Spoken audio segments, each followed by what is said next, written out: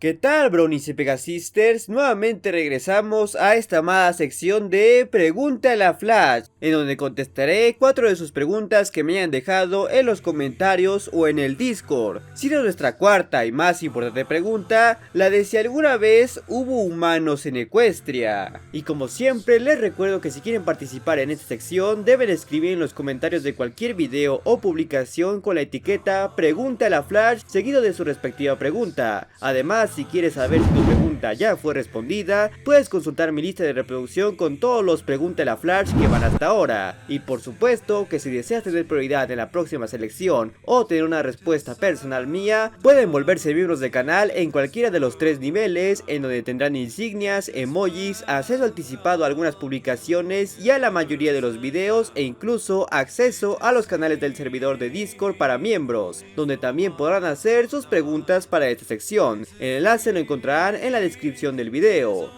Por lo que sin más, comencemos. En nuestra primera pregunta, Spike Prince cuestiona si Sparky puede tener una conexión con Spike. Y bueno, banda, aquí tengo que ser muy sincero con esto, y es que la verdad dudo que Sparky tenga un vínculo con Spike, al menos no uno sanguíneo o de linaje, como si se tratase de su hijo o algo parecido. Esto porque obviamente hay muchos más dragones en Ecus que solo Spike. Además de que Sparky poco o nada tiene parecido con este, ya que su gama de colores es muy diferente y el patrón de escamas es distinto en cada uno, pues Spike posee las escamas verdes resaltantes que simulan ser su cabello y orejas, mientras que Sparky posee cuernos y orejas más puntiagudas. Eso sin mencionar el obvio hecho de que Sparky nació con alas. La conexión más directa que podemos hacerles es que ambos ocupan el rol del bebé dragón acompañante de los protagonistas, un rol que ha estado presente desde la G1 y que ha tenido sus variantes, siendo que Spike ya lleva varios años viviendo entre ponis y era prácticamente el hermano de una de las protagonistas, mientras que Sparky es un recién nacido que funge como el hijo de un protagonista y que es tratado como un sobrino para las demás. Y claro, el hecho de que ambos son dragones mágicos nacidos a través de un gran impulso de magia que les dio sus habilidades en su aliento de fuego, con Spike pudiendo mover cosas y Sparky transformando cosas. Pero fuera de eso, realmente no hay razón para creer que estos dos tengan algún tipo de conexión. Sin embargo, no hay que descartar que en algún futuro la tengan, ya que es precisamente el que ambos sean dragones mágicos que alza la posibilidad de que su encuentro se genere en algún momento, ya que podríamos ver el hipotético caso de Spike entrenando a Sparky en sus habilidades y así este pueda darles un mejor uso. Eso sin mencionar que Sparky es el único indicio de los dragones en la quinta generación, ya que como Sunny menciona, no han habido dragones en Equestria en generaciones, indicando que Sparky es la prueba de que estos aún pueden andar por ahí y quizás más cerca de lo que creemos. Y quién sabe, tal vez los verdaderos padres de Sparky lleguen a reclamarlo, dado que se les perdió su huevo, algo que podría desencadenar todo el redescubrimiento de la Tierra Dragón. Pero la verdad, yo no esperaría a que eso pase, ya que podría ocurrir en la próxima temporada o hasta la quinta, si me entienden. Ahora, en nuestra segunda pregunta, Unikitty nos cuestiona qué pasó con los elementos de la armonía, y esta es una pregunta bastante simple a decir verdad, y es que como saben, los elementos fueron destruidos en forma física por el Rey Sombra en la temporada 9, pero su poder se quedó a salvo tanto en las Main Six como en los Young Six y los Pilares, razón por la cual los Caballeros de la Armonía querían matarlos al final de la temporada 10. Esto nos podría indicar que como tal en este momento no hay ningún tipo de magia que pueda ser utilizada del mismo modo que los elementos, dado que esa magia se perdió tras la posible muerte de las Main Six y todos sus herederos, aunque hay que tener en cuenta que Twilight condensó toda la magia en los cristales de la unidad, lo que puede implicar que la magia de los elementos aún exista y esta tarde o temprano va a poder ser accedida si es que no la accedieron ya, pues después de todo todo, ya vimos indicios de la magia de los elementos, desde las Curie Marks brillando hasta el cómo los Mindfind pudieron crear un árbol trabajando en conjunto, algo que podría ser un suplente del árbol de la armonía.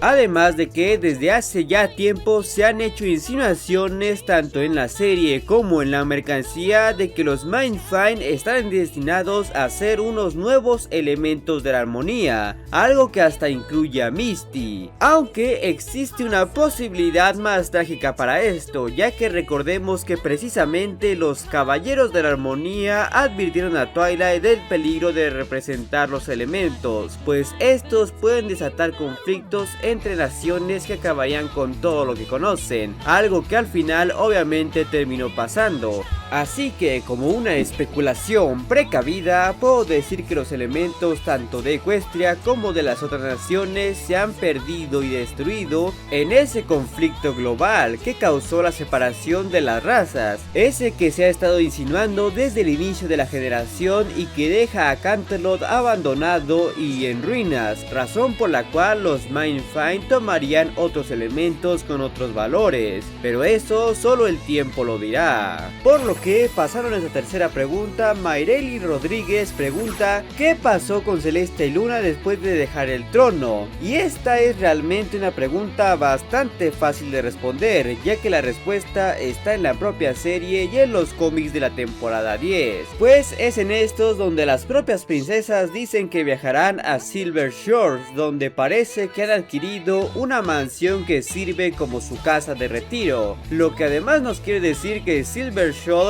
es el lugar perfecto para cualquier jubilado de Equestria, dado que ahí también fueron a parar Dusty Pages y Apple Rose, puesto que ahí se encuentra la casa de retiro Silverstein. Esto no quiere decir que ahora Celestia y Luna vivan entre ancianos, pues realmente es bastante obvio que con el gran capital que han de tener pudieron costearse una lujosa mansión, pero eso no es todo, banda, porque también los cómics de la temporada 10 nos dan una pequeña idea de la nueva ocupación de las princesas, y es que ellas parece que ahora se dedican al negocio de las jubilaciones o bienes raíces, ya que vemos un cartel a las afueras de Canterlot donde las princesas promocionan una compañía o lugar conocido como Fualida, que bien podría ser un juego de palabras del estado de Florida, esto acompañado de la pregunta jubilarse y considera, lo que nos quiere decir que estas ahora se dedican a ofrecer pensiones, afores o bienes raíces para jubilados, formando su propia empresa llamada Fualida o vendiendo todo esto en un lugar con ese nombre, aunque también existe la opción de que las princesas sean solo las modelos de este anuncio, como si de celebridades promocionando productos se tratase, algo que tiene sentido sabiendo que este es un anuncio para jubilados y que ellas son prácticamente el mayor exponente de jubiladas de toda Equestria. Pero seguramente la mayor duda que tengan muchos de ustedes es que si es posible que Celestia y Luna aún estén vivas para los eventos de la quinta generación. Y bueno, banda, ahí no tenemos tanta información, pero diría como una especulación precavida que Celestia y Luna hayan dejado de ser inmortales al momento de cederle el trono a Twilight, transfiriéndole gran parte de su poder y así poder vivir su jubilación como algo enteramente pacífico y sin las complicaciones de la inmortalidad. Algo que sabemos que es perfectamente posible dado que los alicornios son capaces de transportar su poder a otro alicornio, cosa que hasta podría explicar el cómo Twilight lentamente fue adoptando la forma de alicornio jirafa con el cabello gaseoso, esto dado a la gran cantidad de poder que emerge, pero quizás una prueba más concreta es la que se nos da en el primer cómic de la temporada 10, donde vemos como Twilight es capaz de levantar el sol, algo que técnicamente solo es capaz de hacer con el poder de las otras princesas, además de que si ella pudiese hacerlo por su cuenta, no habría necesidad de que las princesas le hubiesen dado un dispositivo para poder mover ambos cuerpos estelares. Y es que piensen, si Celestia y Luna hubiesen sido inmortales aún después de dejar el trono, prácticamente la jubilación hubiese sido otro tipo de prisión y rutina fatídica de la cual querían escapar con el retiro, solo que esta hubiese sido mucho peor, dado que ahora no habría ninguna responsabilidad o motivación para cargar con esta, por lo que el ser mortales es la mejor opción para encontrarle el sentido a una vida donde ellas ya no son necesarias para el resto de los ponis. Y para nuestra cuarta y más importante pregunta, el estudiante de la amistad Exe Games nos cuestiona qué sucedió con los humanos en Equestria, es decir, si alguna vez hubo. Y bueno banda, la verdad es que la respuesta a esto es bastante simple, y es que no, nunca hubo humanos en Equestria o en alguna tierra conocida de Ecus, que es como los fans conocen al planeta donde está Equestria, y es algo que varios creativos de la serie concordaron en nunca incluir, dado que desviaría bastante el enfoque principal del programa y rompería varios establecimientos que el show imponía. Simplemente estaba fuera de lugar, y creo que es por ello que se creó Equestria Girls, para así darle un lugar a un completo What If donde veríamos todos los elementos de la franquicia desde la perspectiva de los humanos, eso y entrar en el mercado de muñecas humanas que Mattel estaba dominando. Pero al final de cuentas el mundo de Equestria Girls existe para que no haya necesidad de incluir humanos en la trama principal y así no perder la ambientación ya muy establecida. Sí, es cierto que a lo largo de la serie hay varios objetos y guiños que aluden a la existencia de los humanos, como lo son los dedos de espuma o las narices falsas, que claramente solo pueden ser relacionadas con humanos porque no hay otra criatura que se les asemeje, pero estos son tan solo para fines humorísticos y no hay que tomarlos en serio, aunque podríamos decir como una especulación precavida que elementos como estos fueron descubiertos de forma accidental por los ponis debido a algún cruce entre Equestria y el mundo humano, dado que sabemos que hay más de un portal por ahí indicando que estos pueden formarse naturalmente o alguna anomalía los causa, los cuales pueden traer objetos del mundo humano y viceversa, cosa que hasta quizás explique por qué en la G4 hay elementos que parecen enteramente modernos, pero hay otros que parecen sacados de la era industrial y otros que simplemente se quedaron en la Edad Media, porque simplemente la tecnología y conocimientos del mundo humano llegaron en distintas épocas y por partes, lo que deja a Equestria en una mezcolanza de épocas. Y como una curiosidad respecto a esto, hay un rumor que dice que una de las ideas que Lauren Faust quería implementar en la serie en caso de que ella no se hubiese retirado de esta, sería incluir a Megan Williams en la trama central, que como muchos sabrán es técnicamente la protagonista de la G1, donde sí era común que los humanos y ponis cohabitaran, lo que automáticamente haría canon la existencia de los humanos en Equestria y básicamente cambiaría las reglas de su mundo. Pero tras su salida y la llegada de Equestria Girls y la propia Megan en esta, esa posibilidad simplemente se anuló por completo, cosa que quizás haya sido lo mejor, pero nos priva de una muy posible e interesante historia donde veríamos una especie completamente diferente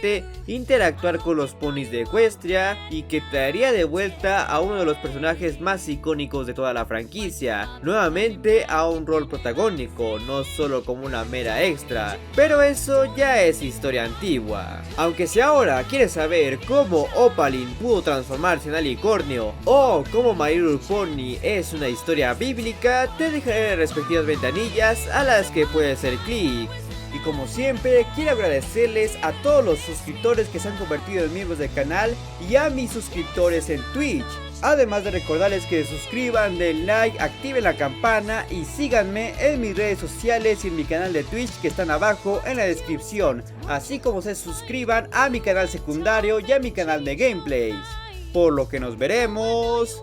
muy pronto.